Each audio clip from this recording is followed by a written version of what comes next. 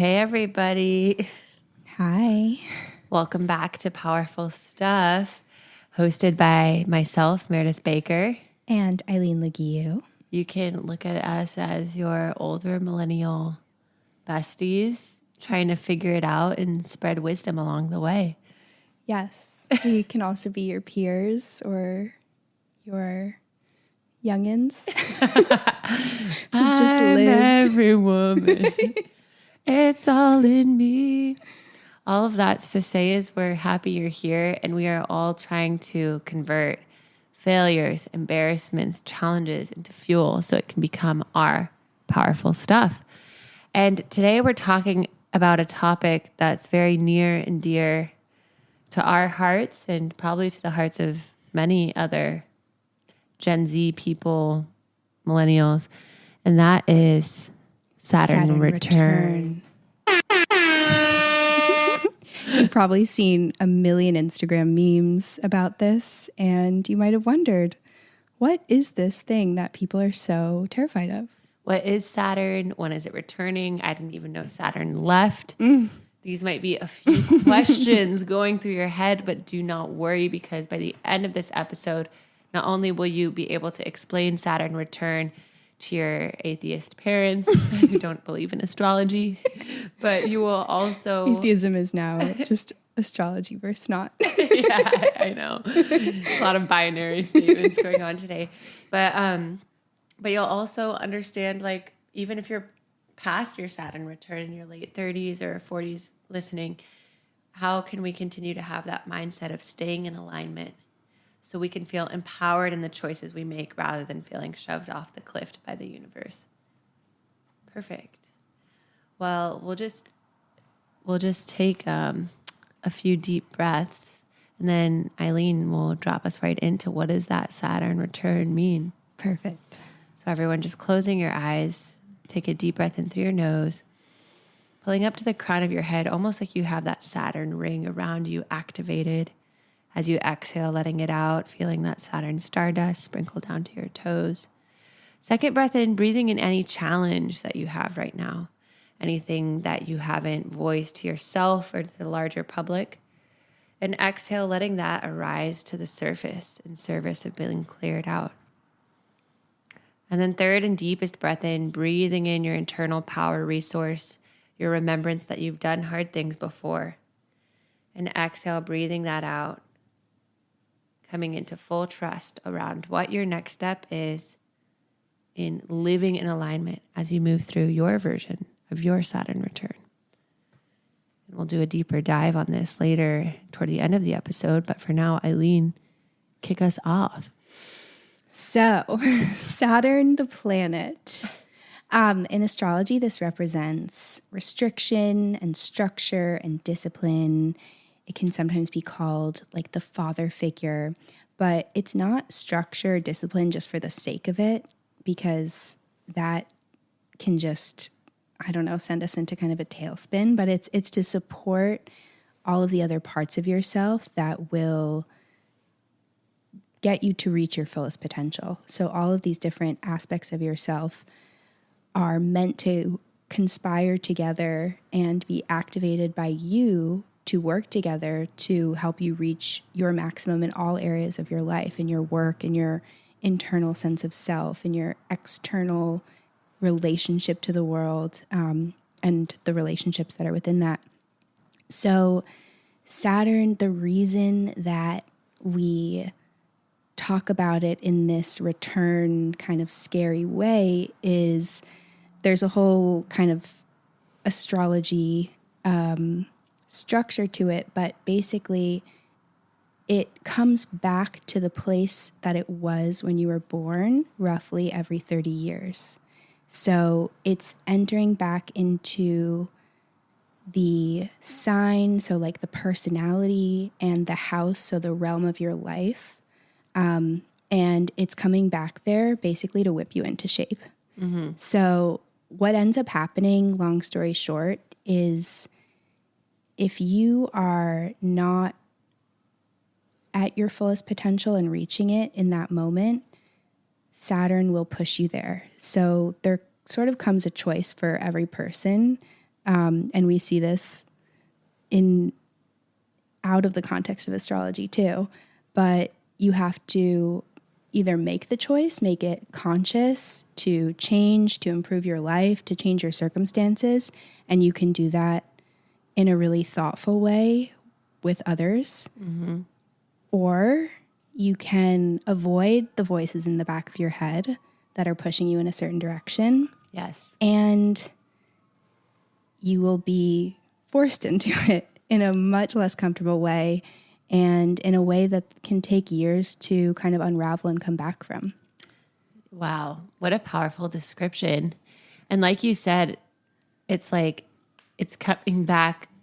I love the idea that it comes back to the place where you were born every 30 years, because it is like a homecoming. Exactly. And it's like almost like, you know, a forceful Marie Kondo coming into the house, cleaning out everything that no longer serves. Yes. And bringing you back to your innate nature and gifts. And it's like, in order to expand into your next version of power, you need to make space and remove the things that maybe were the safety blankets or the crutches or the shoulds that you thought you should achieve by 30 or whatever. And it forces you, like you said, if you don't take action yourself, it forces your hand. Exactly. And I think some people get stuck on the astrology piece, but that's just such a relevant experience in everyone's life. Like, we all have these decisions that can help us evolve, and we often know what they are. Right. It's like the cognitive dissonance of like knowing what would be good for us, but not doing it, or like having that inkling that something's not right, but numbing our intuition with substances, distractions, whatever. And that's why it is so funny when people are like, oh no, they're entering their Saturn return when they're like 27 or 28, because it doesn't have to be chaotic. Like Exactly. you said, if we're living in alignment and you're doing this clearing on yourself, what am I not expressing? What am I not communicating? Am I showing up as my authentic self? Then it doesn't have to be as chaotic or dramatic. It doesn't have to be that self-fulfilling prophecy of like pain and masochism. But it's when we choose to ignore the signs in front of us, they become so loud that we're forced into action. Yes. And so would love to share a personal story of my own Saturn return and hear yours as well, Eileen, and then kind of talk what we've seen from the outside looking in, as innocent bystanders around other people who will remain completely anonymous and nondescript, their Saturn returns.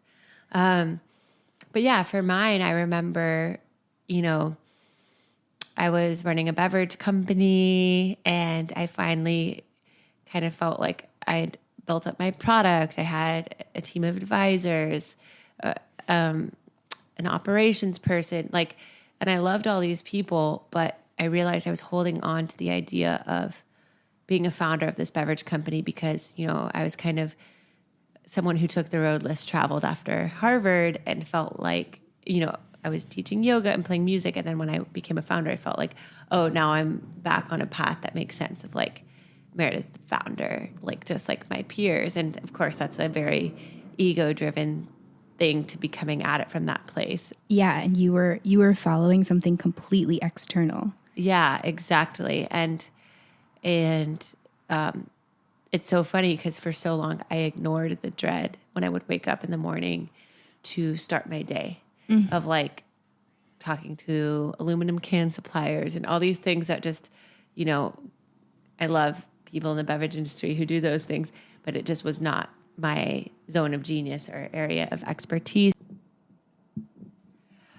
Okay, everybody. So it's so hilarious. We were talking about Saturn Return. Eileen and I had recorded a fire episode. We were just going at it, and then I realized that my computer stopped recording. A classic Mercury retrograde moment. Classic Merc Ret. And so we're like, you know what? How is this happening for us and not to us? How can we embrace Mercury retrograde right now? We decided that although it was extremely frustrating, you guys deserved the rest of the Saturn Return episode. Yeah. So we're going to pick up almost right where we left off. We sure will. We sure will. So we are going to fight this Mercury in retrograde. but also flow with it. But also flow with it. Mercury, if you're listening. We're flowing. We hear you. Welcoming your presence. We're hoping you having a nice day. We get you some communication on the side. Yeah, some electrolyte water. You thirsty? I'm joking. Okay, so anyways, back to Saturn Return.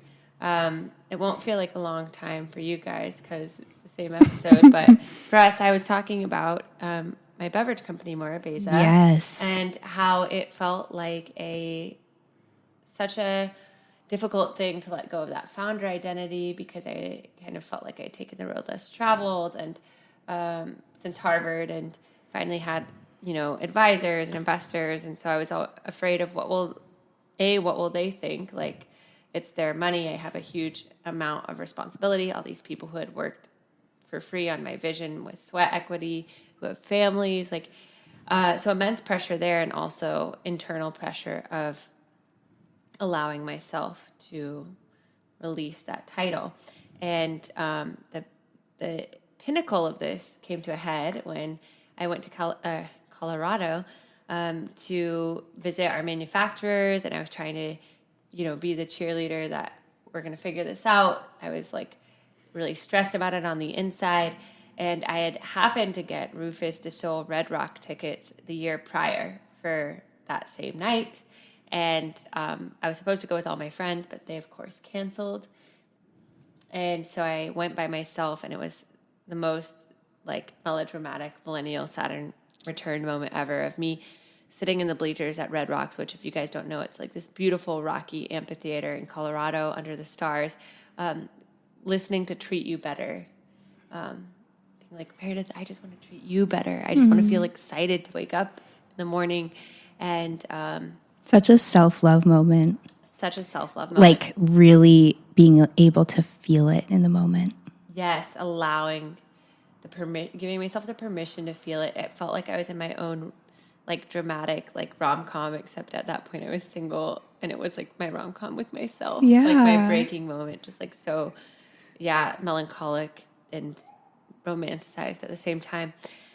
And at the same time, I had a huge block in my throat, as we mentioned on the non-recorded podcast. Not COVID, but certainly around that time. But it felt like a manifestation of all my stress. And sometimes our body, the body keeps score, starts to manifest the ailments of what we kind of swallow in terms of our stress. And so it was almost like I'm not speaking my truth. And so my throat was getting really sore. And it wasn't until I got home later that week that my advisor, who I deeply admire, who's been with me for the whole journey, who's also put in some of their personal investment, gave me the permission that I needed to give myself to let Mer Eileen go. And that was so freeing because, it was something that I was holding on to, and she saw how much I was struggling, and she said, let's just wind this thing down. And it was such a gift that she gave me. And the biggest things that I learned that week are I was the one who was putting the most pressure on myself, because everyone, when I called my advisors and investors and told them the news, they were like, I just want you to be happy. We just believed in you. Of course, we believed in the idea. We wanted to see it work, but we just ultimately wanted you to be happy. And it was such a realization for me that I didn't need to hold on to this identity, and that I was actually the one making it hardest on myself. And I'll never forget when I asked my operations guy for feedback of how I could have handled it better. He said, you could have told me that you weren't sure sooner. You didn't have to put on this face. And it's funny because I gave him Brene Brown's book, Dare to Lead. And in the book, she says, clear is kind, meaning that even if we say, I don't know, that's actually a clear answer than trying to pretend or make someone feel like we've got it all together. That's so real. And I feel like that actually kind of microcosm scale epitomizes the whole Saturn return, because the whole idea is that you're obviously on some track, right? We're always working and running towards something.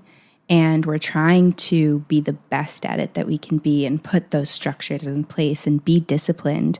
But the point is, if you're forcing it onto a path or something that's really not meant for you or aligned, whatever that means for you, then you're just going to keep running into that roadblock because you're not really being clear about what it is that you're chasing.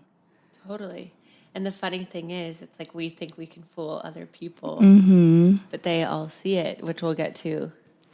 We already are getting to it by talking about it with me, but it's just, I guess our point is that we see it in some of the people in our lives. And it's like, even if you're not speaking it out loud, it is detectable. Yeah. And energy doesn't lie, and you're not fooling anyone but yourself. Yeah. And that's why that feeling of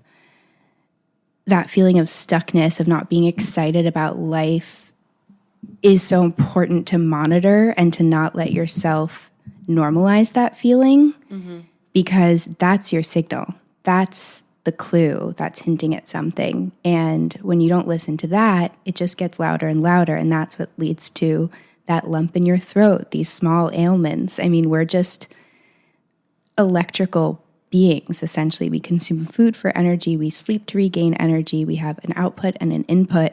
And so if you're not outputting the things that need to get out, they're going to get stuck. Yeah. And that's how sickness comes in, and it will force you to change if you don't listen to those initial signs. And I certainly experienced that in my Saturn return as well. Yeah. I want you to talk about yours now. And the beautiful part of all of this is we were with each other during ours. We were holding each other's hand. You're like my number one therapist and biggest safety blanket at the end of the day. Yeah, I remember I would come out of my room and you would come out of yours, because we were both living together and working from home at the time. And we'd sort of meet in the kitchen by the laundry or fridge and get an update on the latest call and what was happening. And it was just, it's so intense in the moment. But of course, when you look back, you realize it had to be this way. There was no way to push and force something like that. So yeah, the reason we were living together is because I had just moved to LA. Woo! And it was something I'd wanted to do for so long, probably decades, but really seriously since my mid-20s. And that was around when we first met. And our mutual friend, Samantha, I remember telling me, oh my God, Meredith is living the ideal life that you would love. She's living on Abbot Kinney and she's playing music and she's friends with all these creative people and she's just pursuing this creative, passionate life. And it was true. That was the ideal for me, not just aesthetically and superficially, but I was living in New York City and I was working in tech, and I just felt just that similar feeling of dread that you described, just this going through the motions, but it really had been normalized for me. And I felt wanting something more or bigger was selfish, and that I didn't deserve that. And that I was living in this amazing place and working this cool job and had cool friends and had events and things to go to every single night. And so life from the outside looked so full and really felt busy. So it didn't occur to me to really push for a change, even though I so wanted to. And I remember even taking a trip to LA and coming back, and my coworkers were like, you seem so much happier just coming back from that a week. And I mean, it was true. And sure enough, I wound up quitting a couple months later, but I wasn't ready to make the move. I was starting with these incremental changes, and slowly but surely those just weren't enough. And I wound up coming down with some serious physical ailments that I had to heal from. And so then I was healing those, and then in that process, figuring out next steps, but it all just kind of snowballed. And until I got to LA and accomplished that thing that I truly had always wanted, things didn't start opening up and changing until that point. Yeah, and it's so funny because I feel like even with the incremental change, it all somehow piles up and changes everything all at once. Yes. It's like ripping the rug out under your feet. Yeah, you can pretend that you're making all of these other decisions and progress in other areas, but yeah, until you really have that feeling of like, I'm just standing over this jump and I don't know what it is, you haven't really hit it yet. And it's so funny because I feel like, and this isn't everyone, but yeah, it's like at least two big changes happen for people. Like Yeah. usually it's like job, location, and then sometimes like relationship status. And yeah, in my case, like I quit More Beza and then that week met my now husband.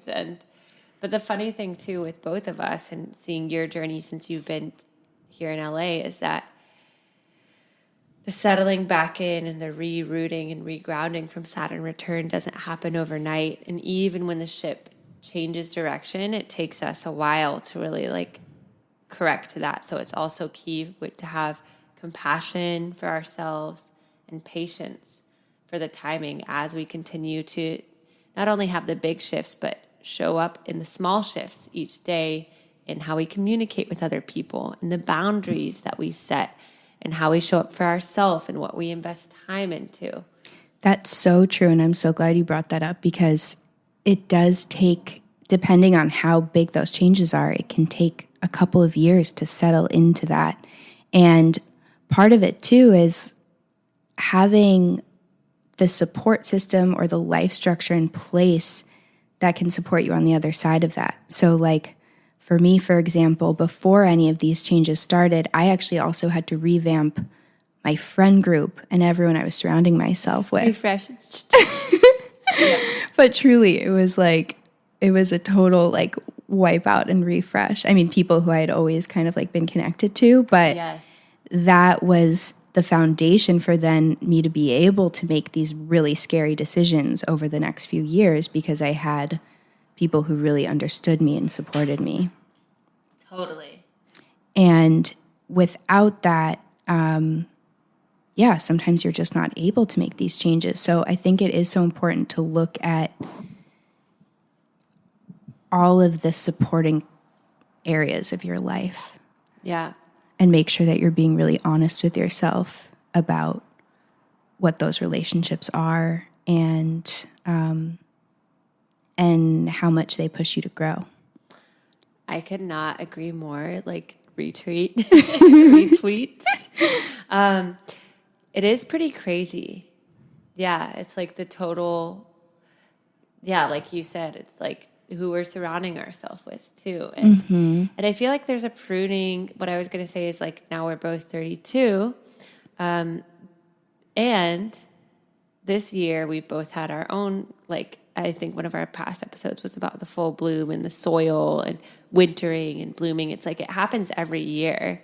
Saturn Return is probably like a big course redirect, but each year there is that little shift and that little pruning that needs to happen so the weeds don't grow and so you don't become disconnected. And Saturn Return kind of helps us, I think, prove to ourselves that we are capable of making those big shifts and that we've got us and that we will be okay. But those big shifts aren't going to stop throughout our lives. Yeah, that's like, such a good point. It's like the first big one that helps us return home. Like our 20s are kind of, a monk once told me, our 20s are all about being in a candy store and trying a bunch of different things. And our 30s are about having more discerning taste, but we want to invest time into. And so I feel like it's like Saturn Return is almost that first huge wake-up call for returning home, but then it's like serves as the reminder every few years that we've got us and we're okay to do that. And we might be pivoting into a new version of our purpose, but that we've done it before and we can do it again. That's so true. I love that. It's like the proving to yourself of what you're really capable of. And I do just want to say that it will look different for everyone. So ideally your 20s are your time of experimentation and then you can kind of structure and formalize your life. But I have this theory that everyone has to experience every phase of life. It's just a matter of when.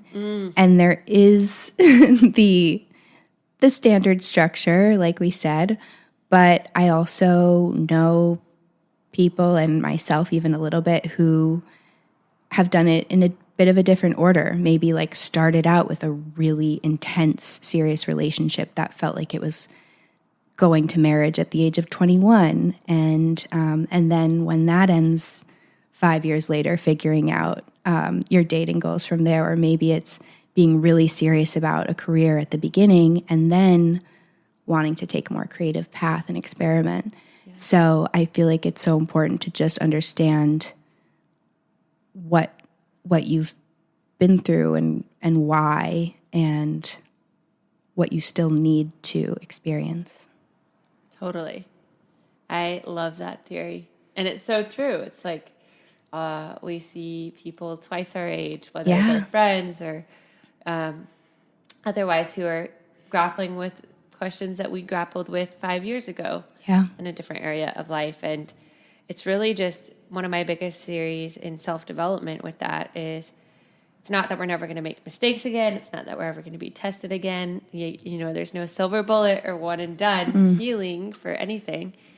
But the continued growth looks like having more compassion and curiosity about ourselves, about others, and about our mistakes. And then you can use it all as fuel or growth. But I love that. When we don't have compassion, or we think we have to be a certain way or should, that's when things get locked and stunted. Exactly. And yeah, that all kind of brings us to what we had kind of touched on earlier, is that idea of like what you resist persists. Mm-hmm. And even if you feel like you're holding on to a certain area of life because what will others think, or, you know, that fear of like all the external repercussions, but meanwhile you're kind of starving your internal self. That starts to show, like you start to lose your vitality, like people start to notice that you're not being fully open or fully expressed or fully authentic. Yeah. And so it's ironic because it's almost like in trying to like please other people or protect our external image, it's like it's actually hurting it in a way, if that makes sense. No, it totally makes sense. And I feel like that's what both of us described in our experience and what we observe in everyone around us. Like whenever you're focused on the external view of how something looks, you are inevitably neglecting how it really feels. And it's really easy to not realize that you're in that situation until you're in it. Yeah, until you're, or even until you're out of it. Because I think even for both of us, like we were focused on the external view of what we were doing with your business and whatever I was doing with work. And that was sort of like enough to give us permission to stay on those tracks. And I think that's the same for a lot of people, without realizing that, yeah, like you said, it does start to show, and your energy just slowly but surely drains. And I think that's also where we want to really pay attention to. We talked about health issues, but these things like depression, anxiety, even PCOS, digestive issues, like all of that is rooted in the emotional health. And no amount of antibiotics or gut cleanses or diets will heal those if our minds are not right and our feelings aren't right. Amen. And I only know that because I've tried all the other fixes. And they were just Band-Aids. Yeah. It's so true. I mean, it's like that everything is intertwined. And what I always do with my clients when we're starting off, whether it's a Saturn return or something else that they've been holding on to, is I start by having them list all of the shoulds, like all of the things they feel like they should be doing. And this is just like scraping away the top layer. Yeah. Let's just clear the shoulds out of the way. Yeah. And then what do they actually desire, but they're afraid to speak out? And then we'll get to that. And maybe it's either what they desire or they don't know what they desire, but they know what they don't want anymore. So either way, we'll look at that. And then we do a la Carolyn Elliott for Existential Kink, amazing book. One day we'll have her on and mark our words. But the deepest fear inventory. What do I fear will happen? What is the worst case if all of these things hit rock bottom? Where will I go from there? And oftentimes when we address the worst case fears, it's like, okay, that might suck, or I might lose, that relationship or that opportunity, but you realize it's not that bad in the long run. And then the possibility on the other side of that, of you expanding, of you having like this feeling of freedom in whatever area of life, far outweighs those little fears that you were kind of letting run rampant in your mind. I have to say, you did the deepest fear inventory with me when we first moved in together, because I had a lot of fears. I had made this big leap, and my biggest fear was that I would have to go back and it would be undone. And even though I was aware of it, until you actually do that exercise, like you have your clients do, like write it out, express it, tell it to someone else. Yes. It does not work. You can't just have it cycling in your head, in the back of your mind, as this thing that you know, that you think you're aware of, because then it just festers there and it clouds every single decision that you make. And like you said, it muddies. It's like that top or second layer that's like muddying the waters. Mm-hmm. And so, yeah, you having us release that is so key to being able to see your life clearly. Yep.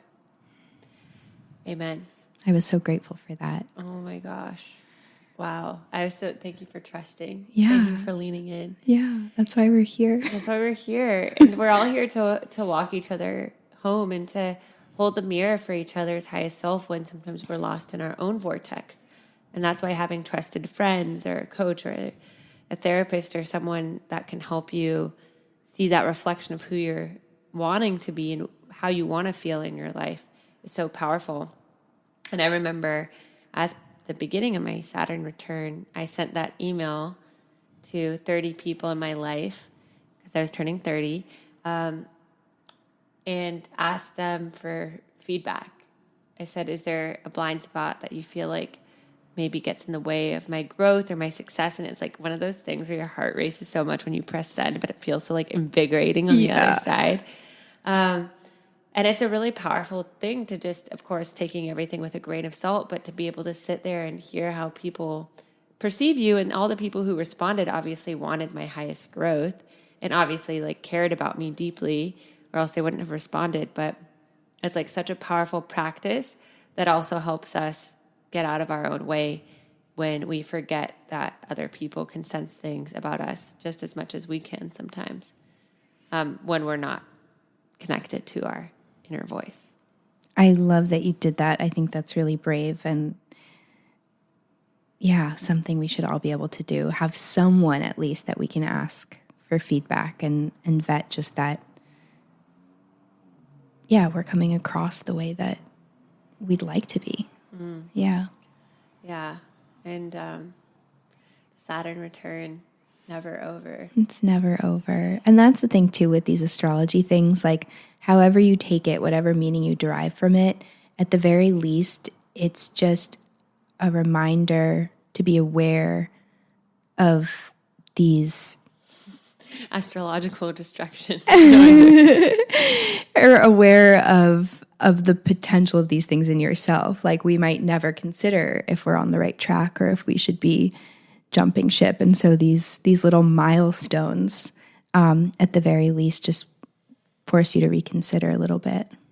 Yeah, which is so great. And like you said, it's like with Mercury retrograde or Saturn return, it's not always like all hell is going to break loose and your life is going to turn into a dumpster fire and then a golden dove. Only if you resist it. Only if you resist it. But it's just to say, like you said, it's like a nice pause for reflection of what do I want to give more time to? Am I living out my highest truth? Am I playing big? Am I taking big swings?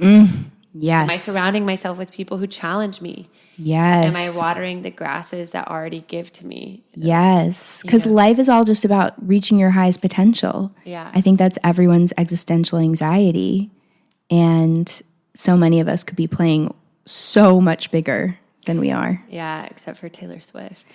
She did well. Did well. Especially this year. I think, she expressed fully. I think we're all stepping into that era's version of ourselves. We are, and I was going to say, I think we talked about this on the Taylor episode we did, but still crazy to me that, like, she's pretty unmatched in that, you know? And it's a really cool idea. It's an original concept, but, like, she's killed it. Yeah, her and Beyonce with the Renaissance tour. Totally. Which I haven't seen, but I'd love to. I would too.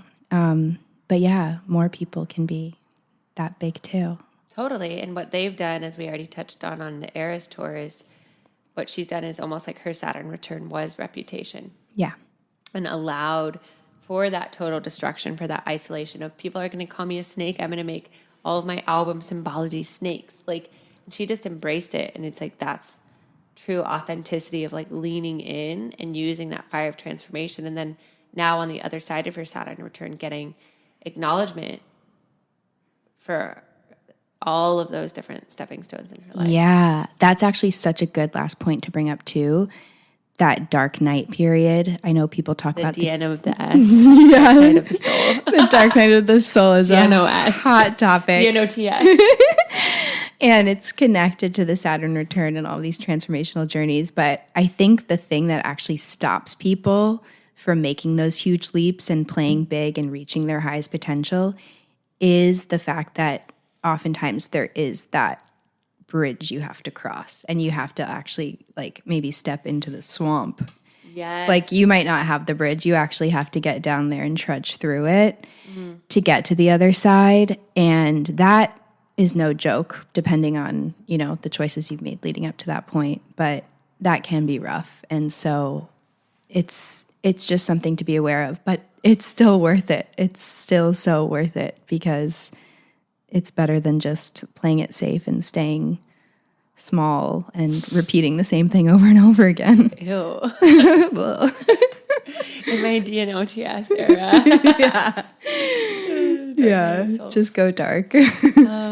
Should we wrap it up with our little med and journ? Let's do it. Take us away. Okay.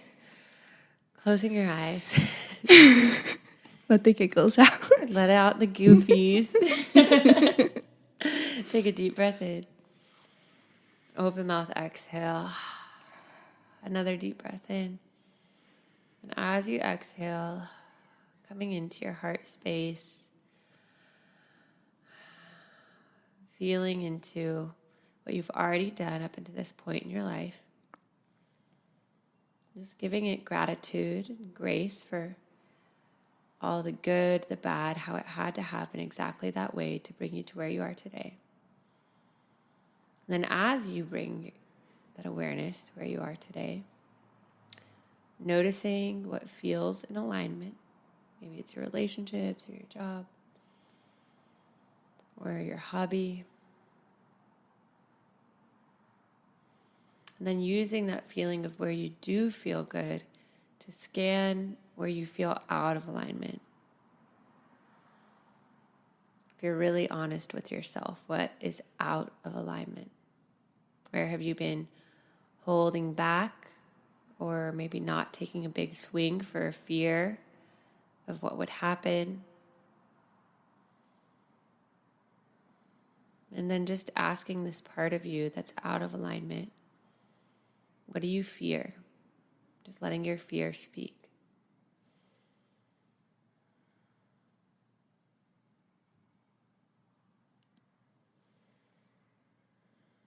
And then as you let your fear speak, acknowledging it, telling it that's totally valid, and just reminding it of all the times that you've got you in the past, that you've made a change, that it's worked out, that you've grown, and that you've done it before. And though this time might feel a little bit bigger, scarier, you can do it again. And as you're in your mind's eye, seeing a beautiful full-length mirror appear before you, and seeing that version of you on the other side of your Saturn return or your Saturn return adjacent, which could just be on the other side of a big change. Seeing that version of you on the other side of that change. Noticing how their energy is, the vitality in their face and their posture.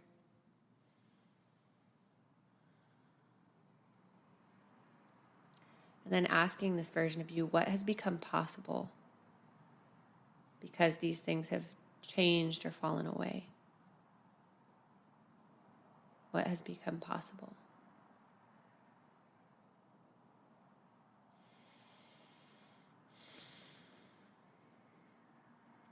And then asking them for a piece of wisdom for you to take with you on your journey into this Saturn return, into this big change. What is a piece of wisdom that future version of yourself has for you?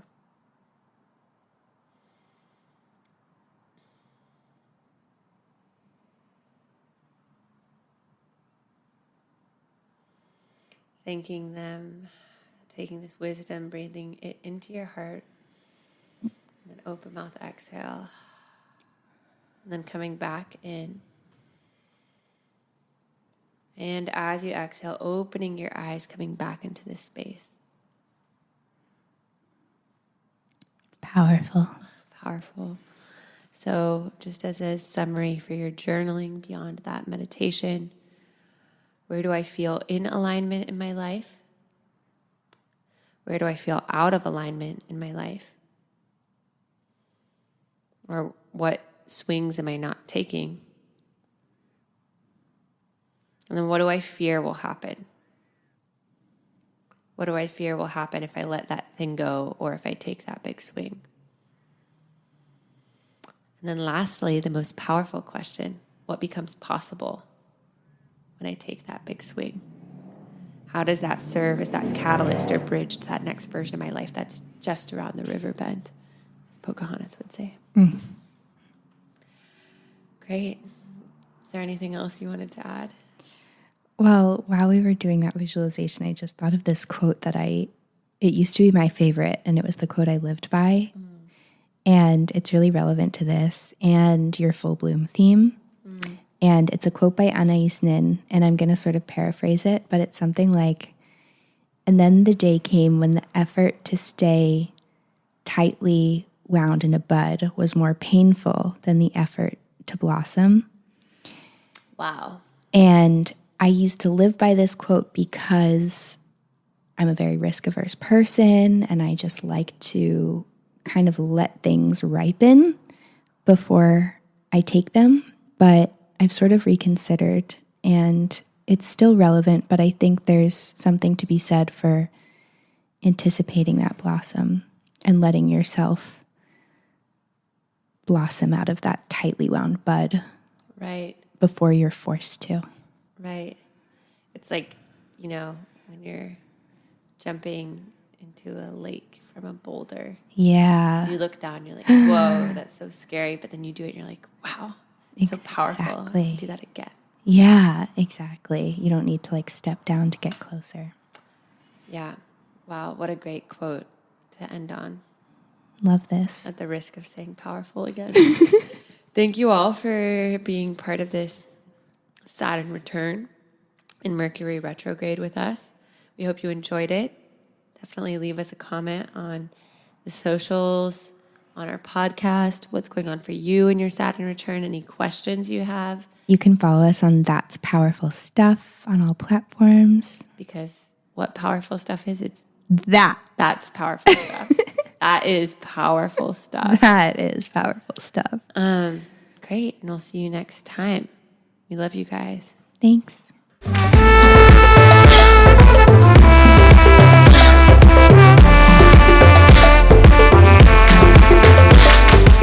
Thank you for listening to the Powerful Stuff podcast. We're your hosts, Meredith Baker and Eileen Leguiu. We hope that you learned some powerful stuff that you can take away and implement into your own life. And if you do, we would love it if you rate, review, and subscribe to our podcast, Powerful Stuff. And if something deeply resonates with you and you share it on social media, tag us. We would love to hear from you. And we will also see you next week for some more powerful stuff.